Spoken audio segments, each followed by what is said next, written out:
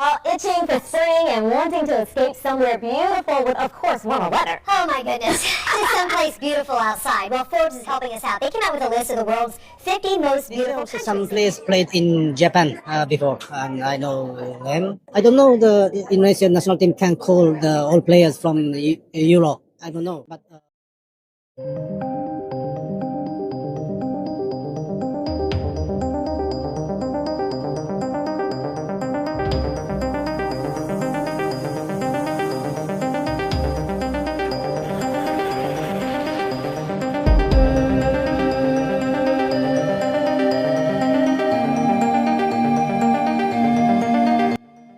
Iklan sponsor supporter Indonesia menguntungkan, sponsor terbesar AFF kabur ke Indonesia demi ini. Bayangkan sebuah pertandingan sepak bola yang bukan hanya dipenuhi sorakan, nyanyian, dan warna merah putih, tetapi juga menjadi ladang emas bagi para sponsor. Ribuan bahkan puluhan ribu supporter datang ke stadion.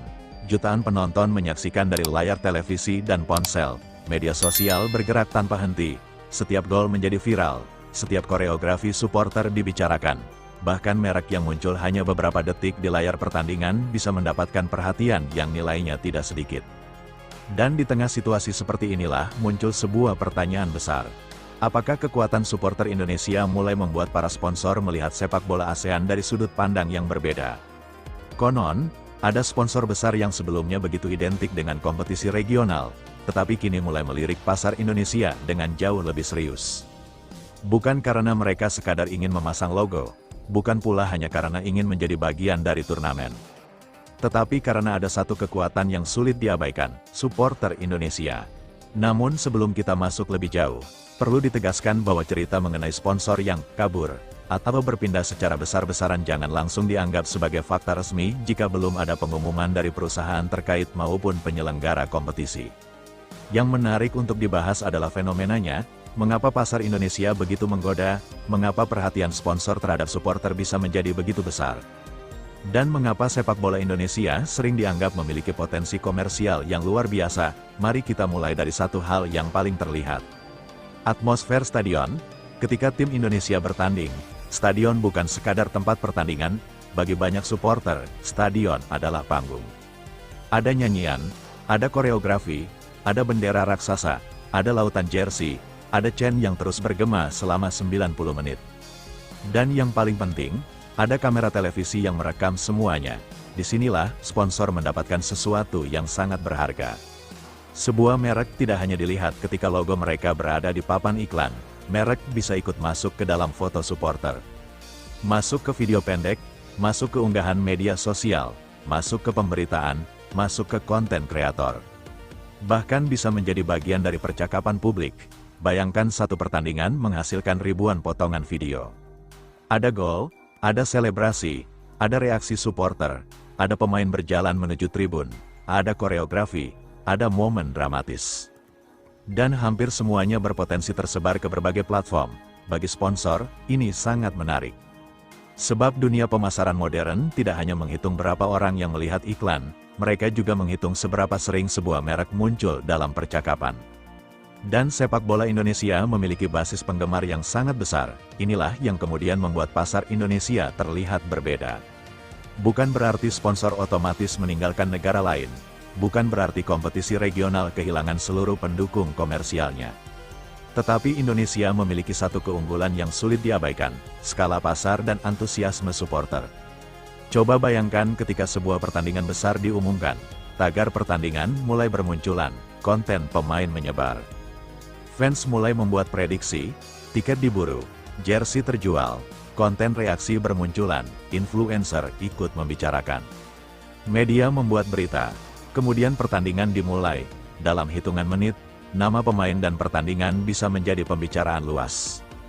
Bagi perusahaan, ini bukan hanya sepak bola, ini adalah ekosistem pemasaran, dan semakin besar perhatian publik, semakin besar pula peluang sebuah merek untuk mendapatkan keuntungan dari kampanye mereka.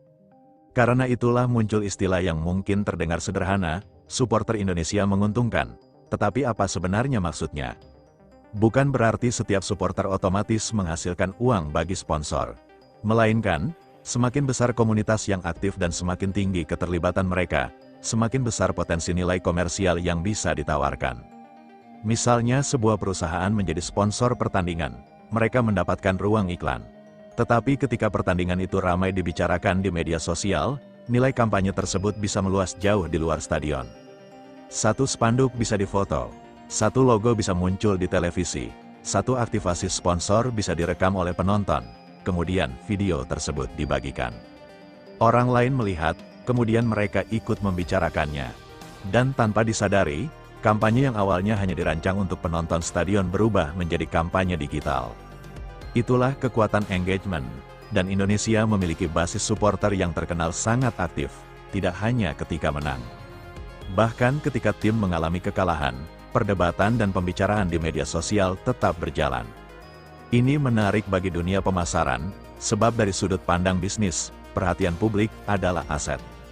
Semakin lama sebuah topik bertahan, semakin besar pula peluang merek yang terkait dengannya untuk ikut terlihat. Tetapi kemudian muncul bagian yang lebih mengejutkan. Bagaimana jika sponsor terbesar dalam sebuah kompetisi regional mulai melihat Indonesia sebagai pasar utama? Bagaimana jika perusahaan tersebut menyadari bahwa satu kampanye di Indonesia bisa mendapatkan perhatian yang jauh lebih besar? Apakah mereka benar-benar akan kabur?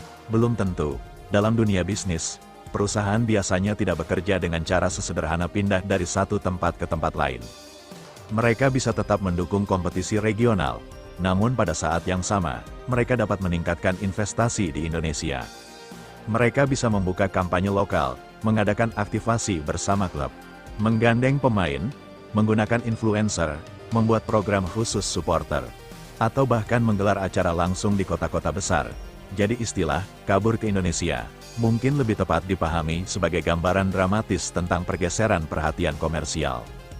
Dan jika benar terjadi, alasannya sangat logis. Indonesia adalah salah satu pasar sepak bola terbesar di kawasan.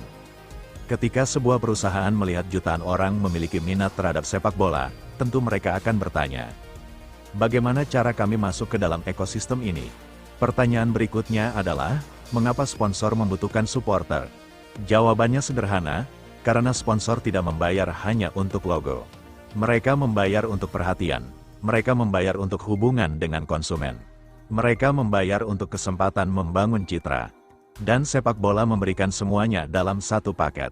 Seorang supporter yang mengenakan jersey klub kesayangannya selama bertahun-tahun memiliki hubungan emosional dengan sepak bola. Jika sebuah merek berhasil masuk ke dalam momen emosional tersebut, dampaknya bisa jauh lebih kuat daripada iklan biasa. Misalnya ketika tim mencetak gol pada menit terakhir. Stadion meledak, puluhan ribu orang berdiri, kamera menyorot tribun. Logo sponsor terlihat, nama merek ikut berada dalam momen tersebut. Itulah yang tidak bisa dibeli hanya dengan memasang iklan di jalan raya. Karena sponsor bukan sekadar muncul, mereka hadir di dalam pengalaman. Dan pengalaman itulah yang memiliki nilai, namun ada satu hal yang juga harus diperhatikan. Tidak semua sponsor otomatis berhasil. Jika sebuah merek hanya menempelkan logo tanpa memahami karakter supporter, kampanye tersebut bisa gagal. Supporter sekarang jauh lebih kritis. Mereka tahu mana promosi yang terasa natural dan mana yang terlalu dipaksakan.